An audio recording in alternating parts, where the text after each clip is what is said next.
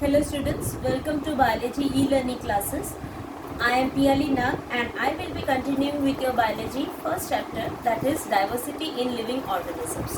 Today we'll come to go through the topic taxonomy. Based on characteristics, all living organisms can usually be classified into different taxa. This process of classification is basically called taxonomy. Categorization, identification, classification and nomenclature are the processes that are basic to taxonomy. The external and internal structure along with the structure of cell development process and ecological information of organisms are the essential form the basis of modern taxonomic studies. So we can conclude that systematics include identification, nomenclature and classification along with evolutionary relationships, that is the relation between the previous organism and the new organism formed between the organisms. Okay, next we'll come to the taxonomic hierarchy or the taxonomic categories. Classification is not a single step and it is made up of various steps where each step represents a rank or a category called the taxonomic category or the hierarchy. The arrangement of various taxonomic categories in a definite order, that is it's usually from higher to lower, is called taxonomic hierarchy.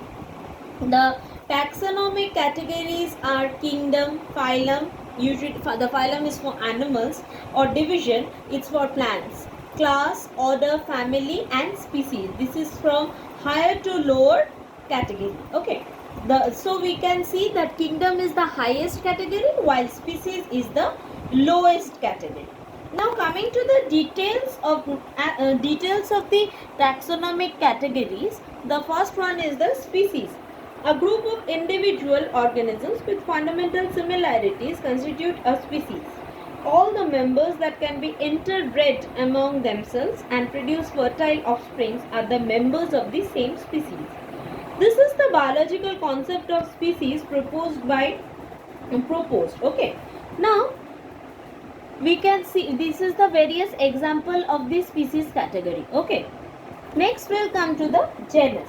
A group of related species which has more characteristics in common in comparison to species in other genera constitute the genus. Okay, like Panthera leo, Panthera pardus and Panthera tigris. These are different species but fall in the same genus.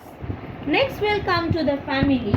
A group of related genera with still less number of similarities as compared to the genus and species usually constitute the family. Okay, like family Solanaceae includes genera Solanum, Petunia and Datura.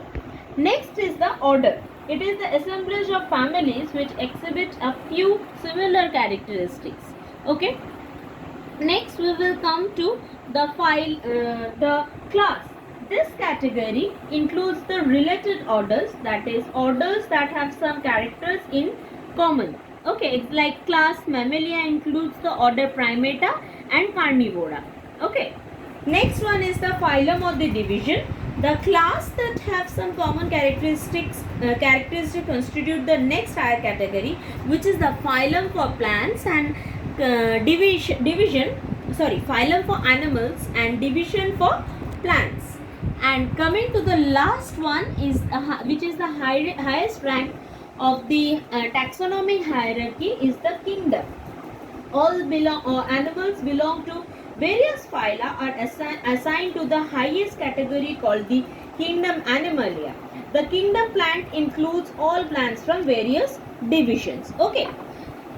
Next we'll come to the taxonomical aids, the various things or the various processes through which we can study easily the various plants and organisms, the diversity of plants and organisms. Taxonomic studies require correct identification and classification of organisms. Identification of organisms requires intensive laboratory and field studies. The collection of actual specimens of plant and animal species is usually essential and is the prime source of taxonomic studies.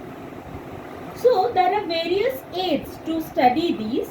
The first one is the herbarium, next is the botanical gardens, museums, zoological parks, etc.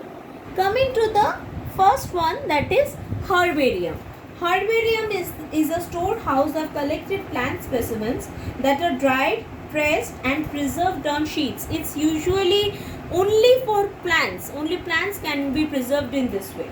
These sheets are arranged according to a universally accepted system of classification. Herbarium sheets serve as a storehouse of or repository for future use and also become a quick reference system in taxonomic studies. Okay, next coming to the museum. Botanical garden. These are the specialized gardens which have collections of living plants grown for reference, that is the identification and classification of unknown plants. The basic difference between the herbarium and the botanical garden is in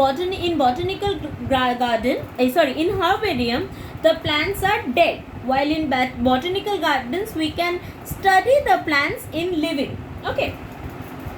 Each plant grown in a botanical garden is labeled with scientific or botanical name and its family. Okay, next we'll come to the museum. Museums have collections of preserved plant and animal specimens for study and reference. The plant and animal specimens are preserved in glass containers, jars, in preservative solutions. Insects are usually preserved in dried form and pinned in insect boxes. Larger animals like birds and mammals are usually preserved as stuffed specimens. Okay. Museums also have collection of skeletons of animals. Okay. The next one is the zoological part. These are the places where wild animals are kept in protected environments under human care and are provided with conditions with very similar to their natural habitat so that they can easily adapt themselves with nature. They don't feel different over there. Okay, next we'll come to the key. These are the analytical schemes for identification of plants and animals based on their similarities and differences. The keys are based on contrasting characters, generally which is given in pairs. Since it's in pairs, it's called a couplet. Each statement in the key is a lead. Separate keys are required for each taxonomic category like family, genus and species for identification purposes.